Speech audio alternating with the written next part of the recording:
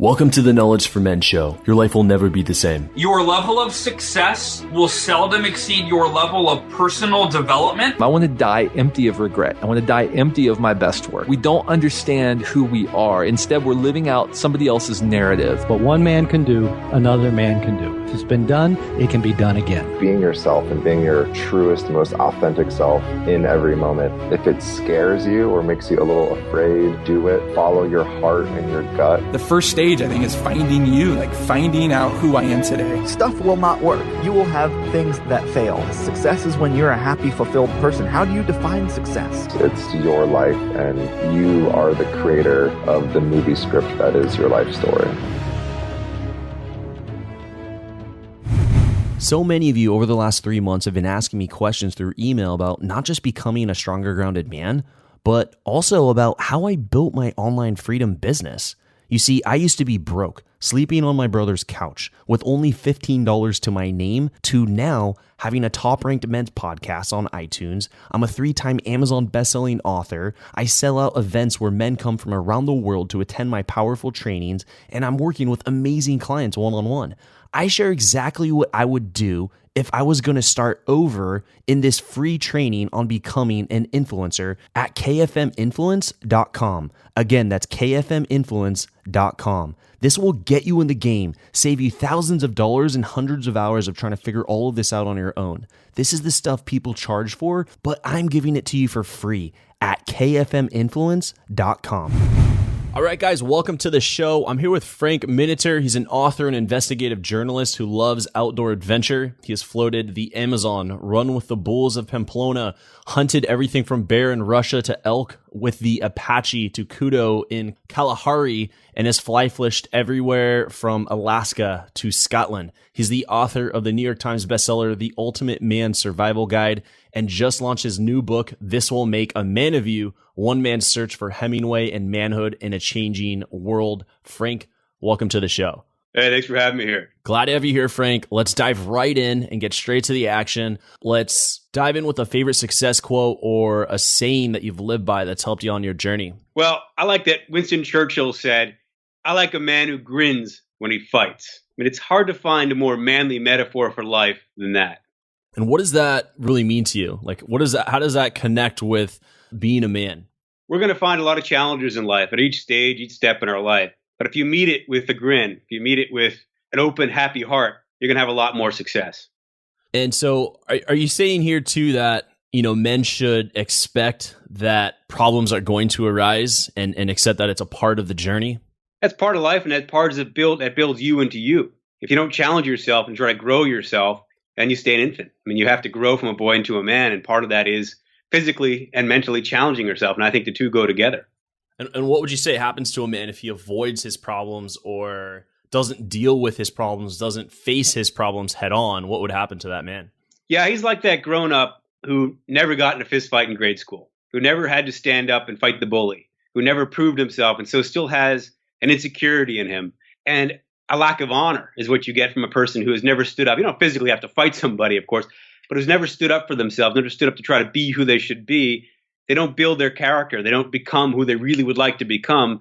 So there's a certain lack of honor in them because they've just not learned to be honorable. I feel like you talk about in your book here how this masculine spirit is it's lost in society today. Like, why do you think that is? Because we're raising a generation without letting them have the real rites of passage. You know, we're not giving them those means to get to be the man they want to be. Used to be, the societies always did that. You can look back to ancient times, the Spartans, the Romans did it. Middle Ages, it was a knight thing to do. The Japanese did it with their Kodo Bushido and the Pashto Samurai, and we still do it today. I mean, you go and talk to a U.S. Marine, and we say they're manly because they go through a real rite of passage, or a New York Fire Department person, right? They go through a real rite of passage. They're doing something real and living up to something that's bigger than themselves, that grows them into something. That's reality. That's dealing and building yourself into an ideal. That's what it does. And we're not doing that with enough of our generation. We're not giving them those means to becoming what they really want to be. So what's a guy to do? In 2016, 2017, I mean, rites of passages, looking at Spartans, I mean, they're just letting kids out into the wild, having to hunt and kill lions. Times have changed. So what's a guy to do in the modern world for his rite of passage? Yeah, you have to go challenge yourself, and you have to find what is right and real for you. What I write about in this book was running with the bulls in Pamplona, which is my latest rite of passage. We go through them as you hit different chapters of your life, different stages of your life. And that one kind of hit me later. I mean, I was 40 and I found myself chasing that ideal and trying to understand why I was there. And why would I want to get into the street with bulls? That's pretty silly if you think about it. It doesn't make any sense. But then any rite of passage where you go through these things, having drill sergeant yell at you or whatever you go through, seems silly if you look at it from the outside. We're challenging ourselves for real reasons. If we don't give people these means to go and challenge themselves, they go and I think kids go and do some pretty stupid things, which I know I did at different ages. So we have to give them these means, or you have to show them the way. I think too often today we tell people go and be what you want to be and try. If you don't like it, try something else. Well, that's a very haphazard way to go about being a man. Instead, I tell people, who do you want to be? Like, actually look at who do you want to be, and look at that ideal, that icon, that archetype of who you want to be, and chase that ideal. That'll bring you into a real rite of passage. Yeah, I did notice here too. You said you have different rites of passages for different stages in your life. And so I think there are a lot of men who did challenge themselves when they were younger. Maybe it was through sports when they were younger. Maybe it was through the military when they were younger. Something that they did really challenging in their teenage and maybe into their 20s. And then they stopped doing that. They stopped doing those things, stopped challenging themselves. Can you talk about the different stages of rite of passages? Yeah, I got to ask that question of G. Gordon Liddy once, which, younger generation doesn't know who he is. He was the guy in Watergate that planned Watergate and did that. And he went to jail over it because he wouldn't turn and confess and give people up. So for honor, like him or love him, he went to jail for those beliefs and went through that whole tough guy phase. The book Will chronicles this and is a book every man should read. It's a wonderful book. What he did throughout his life to challenge himself and build himself was always to face his fears, because that's what built him from a boy until now. When I talked to him, he was about 80 years old. And I said, are you still facing your fears? You're 80 years old now, G. Gordon. And he says, I'll tell you, I've got all sorts of other fears I have to face. I've got parts of my body that aren't working right. I've got to get help from people that I want to get help from. All sorts of other things I have to do to build myself into who I want to be. So yeah, I've got other fears to face. And that is a part of being a man. That is a part of each stage of your life. So it's a constant challenge here, this whole rite of passage. We're not done. We're not just complete once we've done it once, but we're on a constant journey of overcoming adversity. Exactly. You're always chasing your hero. And your hero is going to change. He's going to deepen and morph into something else. And actually, Floyd Patterson taught me that. I was very lucky. When I was a kid, I got to box in the gym with Floyd Patterson, the former heavyweight champion. I was 14 years old, started boxing in his gym. He'd let any kid come in. And the first day, what he'd do with you is he'd put you in the ring with a professional fighter who would beat you up a little bit just to see if you could take a punch and whether you'd come back the second day and whether you were worth training, whether you'd man up to that. So I came back the second day, whether maybe it was foolish, but I did. And he started me down this rite of passage. He actually had a code of honor, how I was supposed to stand up and be that guy in the ring and out of the ring on the wall. And he demanded we all live that way. All my years I knew Floyd Patterson, I never saw him doing a manly thing. But one day I asked him, I said, well, do I have what it takes to be a fighter? And he looked at me and he said, only a great fighter should become a fighter because boxing kills a lot of good fighters. He was telling me that I wasn't that great, which is hard to take. But he said, look, when I was 12, I ended up in reform school. Right, I was in reform school and his teacher pulled me inside and he said, do you want to be one of these mugs all the way to prison, or do you want to be something better, something else? You want to be something else, look for a hero and walk in that hero's footsteps. So when he gets out of the reform school, he looks around, he sees a fighter, he sees a boxer, and he says, I want to be that guy all the way. And he followed that guy into the gym, which kept him out of trouble, and he built himself into that heroic man he really wanted to be. Yeah, I see the challenge. And when you're in that constant state of overcoming your fears and pushing yourself, that it pushes you to be a stronger man.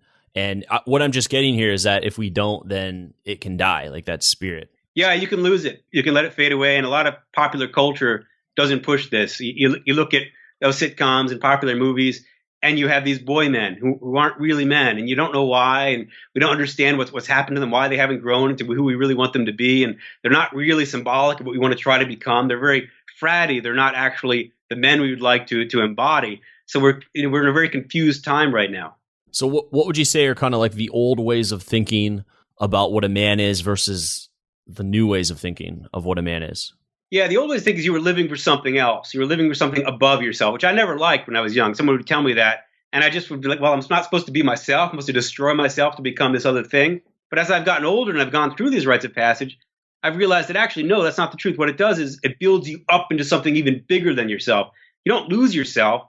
you get in steps of that hero, of that archetype that you want to be in that rite of passage. As you embody that, and as you embody that, it grows you into more than you are. You become the man you really wanted to be, which I chronicle with Running with the Bulls, which surprised me. I didn't go into that rite of passage chasing Hemingway from Paris to Pamplona thinking I was going to build that. I just was drawn to it it was a party and it was fun. It was an adventure and I liked that kind of adventure. But I found a guide to it, a guy named Juan Macho, who's a legend of Running with the Bulls, who trained me and showed me how to do it. And I found myself in this honorable circle of men who I was a mere recruit compared to them. They knew what they were doing with those bulls. So I had to build myself as I ran. As each step, as you go through each run, you find more of yourself and you find calmness with the bulls, but not being too calm. It just builds you step by step, which I didn't expect to find. Yeah. You talk about being with a circle of men. What role has being around other strong, grounded men played in your development as a man?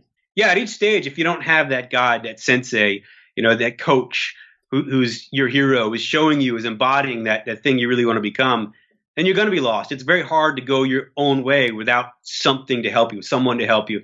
We're made to be a fraternity of men. I mean, we're hunters, we're travelers, we're adventurers. These kind of things are always meant to be done together with other men, individualists too. But as you get into these groups of men, older men especially, and more experienced men you respect, you learn a lot faster. You learn by example. And the best ones among them won't preach to you, won't talk down to you, won't try to explain too much to you. Instead, they show you the way. And what happens if we don't do this, where maybe you try to do it alone, or perhaps you're in the wrong circle of men? Yeah, well, the wrong circle of men can certainly corrupt you. And if you don't have those guys around you, you can get there eventually. I mean, if you're smart enough, you read enough, you think enough, you question things enough, but it's going to take you a lot longer than it would if you had the right mentors. Yeah, I think being in that right group of men can hold you accountable and challenge you and really help you grow faster. I'm curious. So what are people saying that you see, maybe other influencers or bloggers or authors, about what it means to be a man that you disagree with? Yeah, anyone who doesn't follow code and thinks about the code, what are your values? I put a lot of codes in the back of this book for that reason.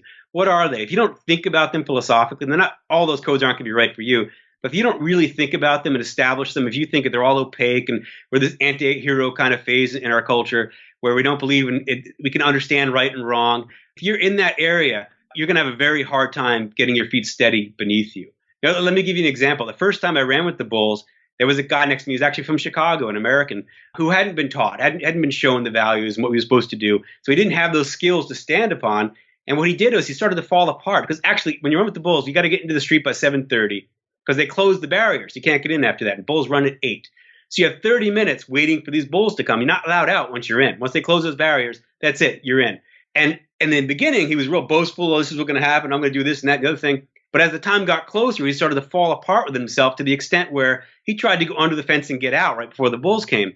Well, this Spanish cop just pushed him back in, kicked him in the head, pushed him back in the street and said, "You wanted to be a man and run with the bulls? Now you must be a man and run with the bulls." I can't forget that. It was just beautiful. Yeah. This guy still couldn't contain himself, lost it, went under the fence again anyway. And this time the cop didn't mess around. He was a guide showing the way to do this. Boom, boom, boom, beat him down, turned to the crowd, anybody else. And at the time I thought that was brutal, But later I learned, as I asked questions, why did that cop do that? And I found out, well, if they allow people to climb over in fear, to climb over those walls to get out, you're going to end up with a log jam in the middle of the street. And what's going to happen? The bulls are going to run into that log jam and they're really going to kill people then. So that officer, that cop who was there, was actually keeping us safer. Wow. Just while we're on this topic of running with the bulls, how many bulls, because are you running with, or how about they're running at you? Isn't that the case? It depends on the stage. Like I've done the suicide run in the beginning where you run directly at the bulls. It's completely crazy because there's 6 fighting bulls with 6 steers and they're coming then out of the pen and there's a section where nobody can be. So they're coming up this hill really, really fast. So you run and you dodge them and get to the side. And they're wild, they're crazy. They don't really get what people are yet. They haven't gotten conditioned to you. But later in the run, on Estafeta and down the Telefonica, they kind of calm down and they slow down. That's where you see those videos of people putting their hands on the backs of the bulls and they're kind of one with the bull. I mean, that's the ultimate bull run, to be right with them in that stage. Totally different stage of the bull run because it's about a mile long till the bulls get into the arena and are taken out. So there are different stages, depends. And doing each one is what helps build you into the man on this particular rite of passage. And so what's going on through your mind when a bull, and what's the size of the bull? Do you know the weight? 1,200 pounds, 400 pounds. Oh, okay. Yeah. So it's a full, And they have the it's a horns full facing grown, forward. it's a full grown bull. And so what's going on through your mind as you're running and there's this bull that's 1,200 pounds coming after you? Yeah, the first time you're falling apart inside because you don't know what's really going. You know technically what's going to happen, but because you haven't gone through it yet, you don't know what's really going to happen. So you kind of fall apart inside, but try to hold yourself together and obey, depending on where in the street or what you can do to get out of their way when they come. But as you learn, you become calmer and you learn to actually kind of go with them. I got too calm at one point and put myself in a very bad position because I tried to run with runners who were over my level and ended up almost really, really hurt by a bull. I got too calm. My fear level actually dropped so far that I wasn't so afraid of them any longer. So you got comfortable. You got comfortable. You have in to keep the your pit. fear. At least, don't let your fear control you. But if you don't keep some fear, then you could really get hurt. So in some ways here, fear is your ally. Yeah, and I've been charged by elephants too. I've had crocodile attack my boat in the Amazon. I've been charged by bears. And if you don't control yourself in those times, if you panic, you're much more likely to get hurt. Okay, so you said elephants and you said crocodiles. Why are you putting yourself in these situations? I don't know anyone that's purposely putting themselves in these situations. Well, I didn't expect a crocodile to attack the boat. I didn't expect to be charged by the elephant, but I did put myself there because I don't know. I'm drawn to nature. I'm drawn to that part of myself. I like to read. I think we have to kind of build two sides of ourselves. And this is where Hemingway really comes in. I mean, he could fit in the Paris Cafe and be the well-read guy, right? Lover of art and literature. But he could also fit in a boxing ring or in Pamplona or in a safari, that wilder side of who we are. I think we've split that ideal of what a guy is supposed to be. Now we have these urban intellectuals and we have these rural rednecks, and we've forgotten that a man is supposed to be well-rounded and be both. And so I'm really drawn to both. I think that this is a big point here where a lot of us, we wake up in our house, we get in our car, we go to work, and then we go to a restaurant, and then we come back to our house. And predominantly that's the life spent either in the house, in the car, or in another office building or a restaurant or something. And we live in these, I live here in San Diego and just, it's a large town where being out in nature isn't necessarily a part of my everyday life, even though I live, it's beautiful, it's nice, but like to go out into nature, I think I'm speaking for a lot of men in my generation where I don't necessarily look to go outdoors frequently. If I did, it's more of a rare thing. Do you feel like this is like hurting men by not going outdoors, by not embracing nature more? Yeah, if you don't challenge yourself physically and mentally at the same time, it's hard to bust through these walls and become who you really want to be. I mean, I talked to a kid recently who was very proud of himself because he achieved the highest level in the Guitar Hero. And he was so proud of it. And, he spent X many hours. I forget the hour. He told me how many hours he spent doing it, 50 or something. And I looked at him and said, if you spent those 50 hours learning how to play a real guitar, you'd actually have the rudiments and basic. And you should have seen it. His face just did, his face just kind of melted. Oh, wow. I didn't think of that. I could have learned a real skill, something that could have shaped my life. Instead, I just did this fake thing. Yeah, I wonder, like, for the audience, like, where else are we doing something like playing that Guitar Hero? Not actual Guitar Hero, but something that isn't necessarily a real skill, where we could be applying that towards something that is more tangible, that could help us grow as men. Yeah, we have to be careful of these alternate realities that aren't real. They're fun, and I'm not against playing a video game or watching a great movie. But if we don't also challenge ourselves, it doesn't have to be going out running with bulls or doing, getting into a boxing ring. Or I went to a military academy. You don't have to be chased around by a drill sergeant to learn these things. But you do have to find some way, whatever you're drawn to, whatever it is inside of you that wants to get out, you got to let that guy out. If it doesn't come out, does it come out in other ways that might not? Does it manifest itself in a different form, in a negative way? Well, it can, especially if you don't understand vices. I tell people that the vices, alcohol, for example, should not define a man, but it should refine a man. Today we treat those vices not like they used to. We treat them like a child would, right? It's something you're not supposed to do, so you kind of indulge, maybe overindulge at certain times. Then you're not supposed to do it again. No, I mean, a real gentleman was supposed to have a drink now and then, and he knew how much to drink and how much not to drink, ideally. And by understanding that, maybe some men shouldn't drink if you're not capable of it.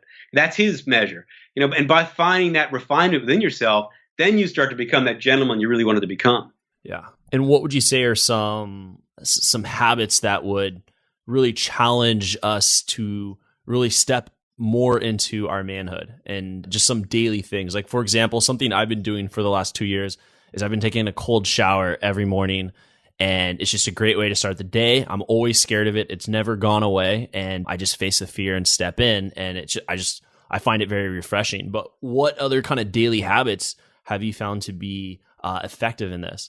Well, I would just say once in a while, step out of your comfort zone. Find something that maybe you've always wanted to do, but you're not comfortable trying it or doing it. It might be a dance class or something. I don't know. It's just something where you're breaking through to something else. And you'll find whether it's something that can grow you and build you into something you did want to be, another part of yourself. I mean, we're supposed to be complex people, interesting men, men of mystery, ideally, right? So if you don't go and challenge yourself in these ways, and older men do this. As you get older, we tend to just kind of withdraw a bit and get into our own comfortable environments and not challenge ourselves more and more, which is a total mistake. I mean, I'm 44, and a lot of my friends can't climb the mountain with me anymore, or can't go out, can't do these things because they just don't physically push themselves. I think we get stuck in these narratives about what we think we can do, and also, like you said, take a dance class where some people would be like, no, I would never do that, or go on a hike or climb a mountain. I think we get stuck in these narratives of who we are. It's like, I'm a guy who loves movies. I'm a guy who loves to go to the beach, and that's what I do. I like to snowboard. That's what I do. And like, we don't open up to these other things out there that could really challenge us. And I think it's just scary to try something new, even if it's not even hard. Perhaps something like salsa dancing. It's not necessarily incredibly hard, but the act of just showing up and trying something new, I think in that, getting in the car and showing up somewhere, you don't know anyone, you're going to look like an idiot. But I think that's where it's scary, not so much like the actual learning how to dance. Yeah, we're always in danger of becoming a case of arrested development. I mean, it's always the case. But it's interesting if you look back, like look at a samurai, for example. They were into Zen, right? They actually kept Zen gardens. Flower arrangement was a big thing samurais did. They painted, did the sword stuff, did all this. They did the tea ceremony. All of these things were passes to themselves and were supposed to be. They're supposed to be these well-rounded guys. We don't think of a Japanese samurai warrior sitting there and arranging flowers in a Zen kind of way. It's just It's nuts, right? But that's part of who they were. There's different sides to who you are. And if you don't build those, you start to reduce. What's a challenge that we could create for the audience right now to help them step out into the unknown, to get uncomfortable? Like, what's something that you would challenge someone with that a friend of yours, to try something, like do something out of the norm? Yeah, I just hope we all have a bucket list, because if you don't have a bucket list, you're in trouble. I mean, write it down. What is it? Be nuts with it. I mean, what is it really? What do you really want? And as you ask yourself what those things are, then there's your challenges. There's what you should do. They don't all have to be crazy outdoor adventures that I do. There might be something else fitting with your personality, but something that'll grow you and push you. And this is where we are. This is what's important, I think. If we don't go out there and do those things, what are we? We just stop. Yeah. And this is just never ending. This is just a part of life. This is who we are. This is what we do. Is that what you're suggesting?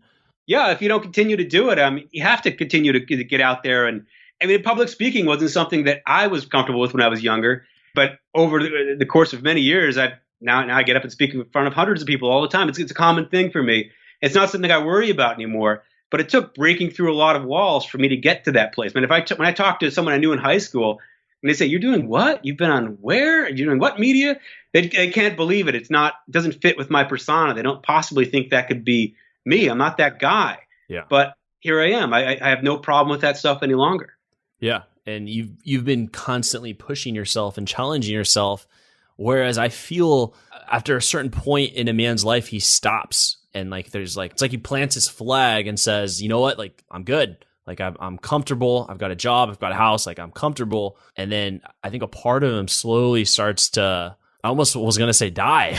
If you're not growing, you're almost preparing for that grave. But it's not just the older guy too. I see it in the younger generation. I was talking to a bunch of college kids recently, and I shocked them. I said, here's what you need to do, because they were talking about the cry-ins they're having, and they're unhappy about Trump and politics. Okay, fine. Here's what you need to do. I told them, rebel against your parents. And they were just, what are you talking about? And they were all best friends with their parents. They all called their parents by their first names. They just didn't understand that they were supposed to grow up into something else. And I think a lot of their parents don't understand they're supposed to bring their kids up into something else. A lot of parents now lower themselves. The teachers do this too. Going on first name basis is a good example. lower themselves to their students' level instead of saying, no, you have to come up to something else. Let me show you an ideal. Let me take you somewhere.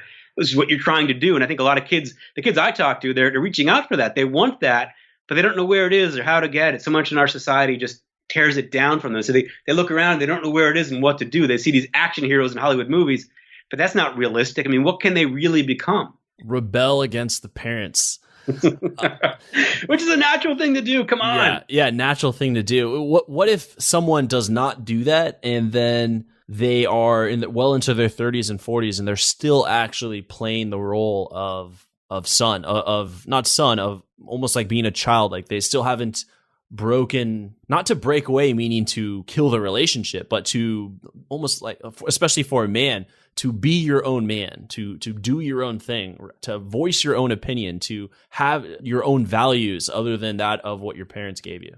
Yeah, and at some stage, it doesn't have to be against the parents, right? They could have done this in the workplace and proven themselves in some other way. But if they've gone through their life and they haven't done that, then I think you're looking at a weak guy who hasn't achieved his dreams. And I feel sorry for the women that date a guy like that. I mean, I've had a lot of women come to me and go, where is this stand-up guy, this gentleman, this they want to say man of honor. They don't usually use those words, but where is this guy that I can trust, that isn't a cad, that isn't a boy man, that when he looks at me and tells me, here's what we're going to do, and I can trust him. This is what we're actually going to do. That kind of guy they want, they long for. Doesn't mean he's a sexist. I mean, when people hear the word manly, they think, some people, they think chauvinist and misogynistic and all this kind of stuff. Right. I don't think that's true. How can a gentleman be those things and be the stand-up guy he wants to be? It seems to me if he's putting down women to pick up his own ego, he's too insecure to be the guy he really wants to be. Very powerful. And what else are women telling you they would like to see more in a man?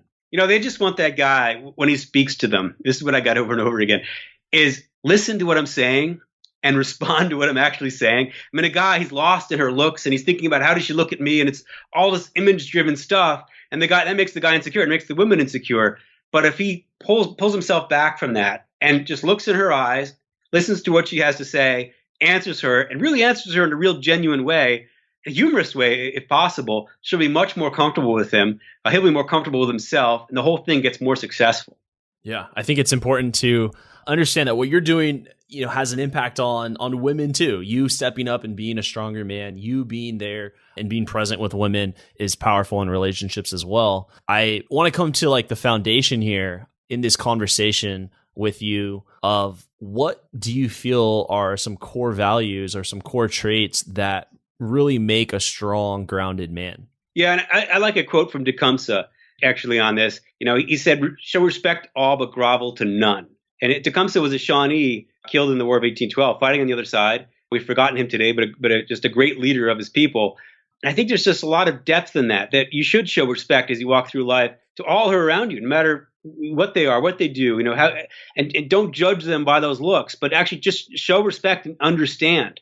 And the more you understand instead of judging, the bigger person you'll become, the more they'll become comfortable with you, and the more you'll understand, because you can't possibly see behind their face and see through the depth of their life to know what they've experienced, what they've done, who they are. So why are you judging by that appearance and by what you observe in a stereotype that you think is there?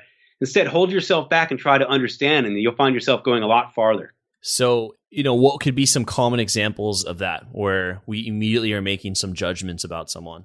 Oh, you meet a girl in a bar and she's very attractive and you're thinking she's this attractive thing and you're not seeing who she is and try to understand what that is, who that is you're talking to. And you're letting that get in the way of the conversation you're having. You might look at your teacher that way. I mean, look at your teacher. They're supposed to be this kind of person. But instead of trying to understand what they're showing you and who they are and what their background is, you're judging them by whatever their appearance is. But as we look around society, I don't find manliness or has anything to do with ethnicity. I don't even find it has anything really to do with gender. When I really define manliness, get down to it and really define manliness, I find that it's about character. I've run the bulls with women. I've climbed cliffs with women. I've found a dangerous game with women. And I found some of the strongest and most honorable people that I've dealt with in my life have been women. So I don't even think manliness I think it's a term that's outdated and we need to evolve it because it's not true that they're not strong. And we look at it, manly has to be a word about character. Yeah. And in that quote, the Tecumseh, it's a much longer, it's a very powerful quote. The Chief Tecumseh quote, for those who haven't read it, just Google it. It's very powerful. What we're doing is taking one line out of that quote. And he said, show respect to others and grovel to none. So grovel is not really I don't hear that word often. So explain grovel to none and what that means and how it can help a man. Yeah, don't get down on your knees to anybody. We're all equal in rights. So show respect, but you don't have to get down and on your knees to them. A teacher doesn't want you to. No one wants you to really do that. Women don't want you to do that. Yeah, no one wants you to do that. So show respect for them. Ask the questions you need to ask, but don't be weak. They don't want to see you be weak. You don't want to be weak yourself. So don't grovel. Yeah. I threw it in Google here, and grovel is to act in an ambiguous manner in order to obtain someone's forgiveness or favors. It also shows like to bow, to scrape. It gives these words it sounds very approval seeking someone's validation. It sounds very needy is what it sounds like. Unmanly, to put a word to it. All right. So we talked about, you gave a powerful quote here on what makes a stronger grounded man. And what would you say are some things that really kill or prevent one from becoming a stronger grounded man? Yeah, it's not trying to understand these things and finding those people in your life that can help you get there. And it's not constantly challenging yourself as you do that leaves people in these boy men kind of roles in their life, without honor. Gandhi said, the weak can never forgive. Forgiveness is an attribute of the strong. And it took me a little while to understand that quote. What does he mean? Forgiveness is the attribute of the strong. Unless you've proven yourself and you understand you have honor beneath you, you can't really forgive because you're always kind of upset about it. Those weak guys you meet in your life who are the office little backstabber, they just they're weak and they're uncomfortable with themselves. So they lash out in these very juvenile, unmanly kind of ways where that stand-up guy walks into the room and none of that is present. He doesn't need to do that. He is who he is. He is what he seems. He is what he seems. He's able to speak his truth. He's able to be straightforward. Yeah, there's no BS there. And that's an old kind of saying, be what you seem. It's fallen out of fashion today. Yeah. But it's true. When that guy walks in the room and you know who he is because the way he presents himself, and he's treating you with respect, and he's treating himself with respect by treating you with respect. He's not being weak. He's not being disrespectful. That's manly. That's a guy that you look up to immediately. And he'll take over a room. That kind of guy comes into a room, eyes go to that guy. It doesn't matter what he looks like and what size he is. If he has that bearing, eyes go to him. Respect goes there because respect is there. Versus someone like, quote unquote, the whole nice guy type of persona. What type of energy is he giving off to others when he enters a room? Yeah, if that's all you are, you become very weak. You're likable in a sort of a way, but you're also not usually trusted. And I've seen those guys again and again. They're liked, but they tend to fail in business and they tend not to be given those big assignments because they're not seen to have the grit to stand up and make the hard decision. Because a lot of them haven't had to go through those. They're that nice guy. They don't have the comfort zone of making them. Sometimes you have to say something tough to an employee. Sometimes you might even have to fire somebody. You have to go through these kinds of things. And if you're not the kind of guy who can speak up and do that and make that decision, then you're not going to be the leader you really want to be. And I noticed you said that he's not trusted, the nice guy. Why is it that he's liked, but he's not trusted? Yeah, we sense something about a guy like that. If that's all he is, he could just be a nice guy and then you find depth underneath it. Uh-huh. But if that's all he is, then it's a cover for a weakness. He's using that as an escape. It's a facade. And you kind of suspect that behind that facade, there just isn't much there. It's like when you go to Vegas and you see all the beautiful buildings. Well, they're basically big storefronts. There's nothing behind them. There's nothing there. This is why I look at Vegas, Yeah. I have to go every year to a trade show there, and it just always feels the same to me. Yeah. It's not a real city. It's fun and all that, but this is what it is. And that's what you see in this really smiling, nice guy. If that's all he is, there might be depth beneath it. We need to be, I think, outwardly nice people, but there's over-the-top nicety from a guy that it just shows a lack of strength. It's like he's afraid to be uncomfortable. He's afraid to share what is real for him because he's afraid that others will disapprove of him. It's like because he's trying to get someone's validation. And it's worse than that because every time with one of these people that's really this way, as soon as the conversation goes anywhere with any depth, any importance, he brings it back to a joke immediately because he's afraid to go there. He's not comfortable with himself enough to do it. Yeah. And humor too. And laughing when it's supposed to be, this is a serious conversation. Right. Those are big points. So this has been powerful. I want to dive into the knowledge round. Just going to ask you a few more rapid fire questions here. Are you ready for the knowledge round here, Frank? Sure. Have you ever wanted to become a highly paid online thought leader in your space? Have you ever wanted to be an author and get that book out? Have you ever wanted to speak on stage about something that you were passionate about and get paid for it?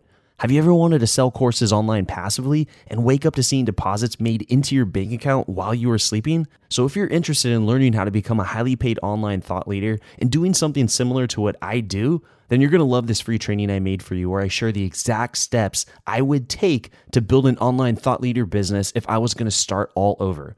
Go to kfminfluence.com to get access to this training. Again, that's kfminfluence.com.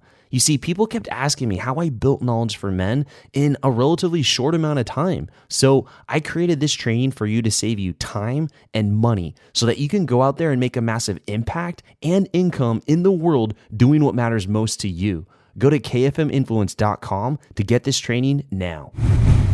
Welcome to the Knowledge Round, where the guests will be asked rapid-fire questions to give the audience invaluable pieces of wisdom to help transform their lives. Starting in 3, 2, 1, showtime. All right, the first question I have for you is, what advice would you give to a man who is feeling lost or, let's say, unsure of his purpose? Yeah, you have to decide who your hero is. And nobody can do that for you. You have to pick your own hero and start to understand that hero. You'll start to follow that hero into wherever you need to go. But until you understand who that hero is, and we're in an age that kills these ideals, it destroys them. So you have to actually live by an ideal. Say, what is ideally, who is this guy that I want to pursue? And if you pursue that guy, it'll take you where you need to go. I like that. Who has been some of your heroes? Yeah, well, it began with Floyd Patterson. I was very, very lucky to have known him personally, and he was just the stand-up guy. I never saw him do an ungentlemanly thing. You know, each stage of my life, I think back and I think, what would Mr. Patterson do? You know, where would he go and how would he treat this person? And I find myself being a better man because of that. So, and after that, I found a drill sergeant who was that kind of stand-up guy. Not all those guys were. I mean, my squad leader, but when I was in military college, was an emotional basket case who tortured me night after night because he didn't live on that code. He didn't live that ideal, whereas the drill sergeant did. And I found there's a difference. A man who lives by that emotion, they're uncontrollable. They don't even know what they're doing. They're very childish. It makes you very uncomfortable to be around them. Whereas a man who's living on the code, about real right and wrong, you find a comfort zone there because you know if you screw up, you get punished. If you don't screw up, you don't get punished. You know, you end up with a good mentor in life. What do you think is going on with a guy who has that emotional, you said emotional type of, you just don't know what's going to happen. It's very uncontrollable. He has these outbursts. Like beneath all of that, like what do you think is going on there? Massive insecurity. You know, who am I? What should I be? Where am I? Am I right in this role? They're run by their emotions because of their deep-seated insecurity. The only way to get by that is for them to find a way to prove themselves. So to challenge themselves, like worthy of what they're doing. Maybe he didn't feel worthy of being in that role. It's quite possible. This particular guy was much older and was a former Army drill sergeant, so he should have had the experience. You know, some people are wired a certain way. You know, I'm looking forward to someday meeting him again. I need to run him down to see just what became of him because I wasn't the only guy that had problems with him. He was much hated. Wow. Okay, and we've been touching a bit on this, but a question to ask here is, what do you think? Like, what's the number one thing that you think holds most men back from becoming their strongest self? Yeah, I think it's our culture right now. I don't think we're showing people how to be heroes. I think we've actually destroyed the idea of what a hero is supposed to be. I mean, you look back to a lot of cultures and they had real heroes and they were clean heroes. And we're in such an age where we tend to look at the bad sides of a hero. I mean, I mentioned Hemingway as one of my personal heroes as an author. And okay, he had 4 marriages. He cheated on women. He was an alcoholic. There were all sorts of problems in his life. But I'm looking at the beautiful parts of things he did and saying, okay, I can understand who he is as a full human being, but parts of him, to me, were heroic. So let me look at those and try to embody those and not make the mistakes he did or not have the failings he did, hopefully. So I think we tend to look at this, at a person, at someone who really could be heroic in our life, and because they're fallible, we're all fallible, we tear them down instead of letting them be the full dimensional person they should be. Yeah. So find a hero. I think that's, what would he do in this situation? I like that. And so your books here, just for the audience, because I'm going to ask you what have been some of your most influential books on becoming a stronger man, but just want to quote your books here. So go to Google, you can type in Frank Miniter. This Will Make a Man of You is one of his books. And then The Ultimate Man's Survival Guide, Rediscovering the Lost Art of Manhood. I want to plug those. But for you, Frank, what have been your most influential books on becoming a stronger man? Yeah, one book that surprised me that I didn't expect to be so drawn to was one by the Roman scholar Cicero. It's called On Duties. And he wrote that book to show his son how to be a man. His son was then studying in Greece, and Cicero was about to be killed by Augustus. He had his head lopped off. And he wrote this book to show his son how to be that stand-up guy. And his son didn't turn out to be that great of a guy, unfortunately. But it's a beautiful book, and it was actually one of the most published books up until the 19th century when it fell out of fashion. But I found a lot of depth and just wonder in that book. What was the title of the book? I'm going to throw it on Amazon. It's On Duties. On Duty. Okay. Yeah. And then two others, or one or two others. Yeah. And I mentioned earlier G. Gordon Liddy's Will. Okay. About a man facing himself and trying to build himself by facing his worst fears and doing it in an honorable way. That book really reads too. I know it's published in the early 1980s. It's just a wonderful book. Just pick it up and go through it. You won't be disappointed with On Will or with Will. Great. My next question here is more of a scenario for yourself. So imagine you had 60 seconds with your 25-year-old self. If you can envision where he's at personally, professionally, relationships, knowing what you now know today, if you could sit down with him, what would you tell him to do and what would you tell him not to do? I've spent most of my life learning how to craft a sentence. That's something that artistically has appealed to me. And if I could go back to myself and help myself learn what it took me decades to learn more quickly, it would just be such a wonderful experience because I would just be able to leap forward in these things. I didn't have the right mentors on that. I had a couple of really bad mentors in that way who put me down bad roads. So I'd like to show myself that. I married well. I'm very happy. I have a wonderful son. Things are great. But professionally, I wish I had the right mentor younger. How do you know if you have a bad mentor? Oh, wow. It's more about feel. But you do have to reach around and see what other people think of that person. It can be really hard to know. I've been deceived a couple of times.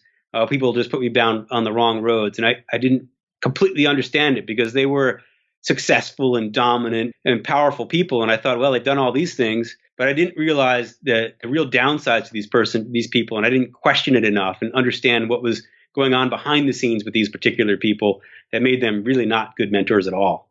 Wow. Okay. And yeah, anything else, anything that you tell them not to do? Oh, not to do. Boy, I'd rather tell them what to do, but there's plenty of sins out there and mistakes we can make in life that there's just too many to list. But I think if you follow that guiding light of your hero of what you should be, Joseph Campbell put it well. He said, follow your bliss. Yeah. And I think it's even beyond that. You have to understand your bliss. What is it? What are you trying to accomplish?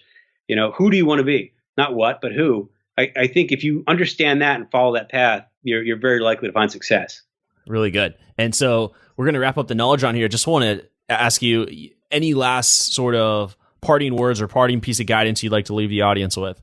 Yeah, step out of your comfort zone. Challenge yourself. Go out there and be that stand-up guy. It's not a bad thing to be a gentleman. When I say that to people, especially younger people, they think, oh, he means something boring and I got to be this calm guy. No, if you're the stand-up gentleman, you're the guy, you're the courageous guy. You're the hero of the moment. You're the hero of your own life story. You're on your own hero's journey. If you do that, you're strong. You're virile. You're going to do these things. That's beautiful. That's wonderful. Treating the others with respect and yourself with respect doesn't lower you. It raises you up. You're going to be that courageous stand-up guy. Do you want to be that guy, or do you want to be this weak guy, this boy man, this guy who's not accomplishing things, who's bound down to society and believes that being a man is a bad thing? Do you want to be that guy, or do you want to be the hero? I like that. The choice is yours, Frank. Very powerful show here. And what now is exciting you? What are you working on now? What's exciting you in the new year here coming up? What gets you out of bed in the morning? I'm working with a former Green Beret, a wounded warrior who was supposed to die several times, was pronounced dead a couple of times actually, on how he came back. How he pulled himself out of that hospital, a year in the hospital, how he pulled himself out of that bed and became the guy he is now. He's a public speaker. He was the official representative for the Green Berets after all this, first one they ever had. Deep, wonderful guy. And just understanding that powerful journey that he went through and telling that story correctly, that's what's driving me right now. Does this guy have a book? What's his name? That's what I'm working on him with. I'm writing a book with him. Okay. Yeah. Can you release the name? I would love to learn more about who this guy is. It's Greg Stubbe. Greg Stubbe? Great. Sounds like a very powerful story there. So yeah, looking forward to seeing that work come out. Love the work you're currently doing. And for the audience, you can follow up with Frank at frankminiter.com, and that's Miniter. And then also just go to Google and throw in Frank Miniter too, and you'll see both of his books, This Will Make a Man of You and The Ultimate Man's Survival Guide. Frank, it's been a pleasure having you here on the show and sharing your story and lessons here with my audience on becoming a stronger, grounded man. Hey, thanks for having me here. Thank you for listening to the Knowledge for Men podcast. Hundreds of interviews and millions of downloads later, we're continuing to build an international movement, and we're just getting started. So if you enjoyed this episode, go ahead and leave a helpful review in iTunes because it really helps the podcast grow so we can impact even more men in the world who need this. Guys, this is all about living with purpose, where every day you only do things that matter to you. You wake up, live with purpose, and take massive action towards the life you want. And always remember, love the life you have while creating the life of your dreams. Go to kfmfree.com to get a surprise bonus I've made for my listeners. Again, that's kfmfree.com for something that's changed my life, and I'm offering it to you for free. Also, check out my Amazon best-selling books that I've written for you to help you crush life at kfmauthor.com. Again, that's kfmauthor.com to see all the books I've created to help you break through in life. This is your host, Andrew Farabee, founder of knowledgeformen.com, and I'll see you in the next episode.